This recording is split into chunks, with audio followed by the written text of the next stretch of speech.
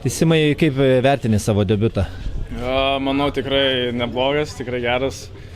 Gale laimėjom pergalę, tai manau tas svarbiausia ir jo patenkintas, pasimušiau savo pirmą įvartį, tai manau, kad tikrai geras debiutas. Prieš rungtynės šnekėjai apie jaudulį, sakei, yra blogas ir geras. Koks buvo šiandien ir kaip tai pavirto rungtynėse? Pas mane, kaip sakiau, pas mane visada kaip geras jaudulys, kad pasiruošęs žaisti ir tikrai šiandien buvau pasiruošęs nuo pat pradžių žaisti. Ir manau, tai parodė ant ledo su savo komandos nariais, su Gintautu Paulium ir Ugnium Čyžum, gerai žaidėm ir jo, gale rezultatas buvo to, ko ir norėjom.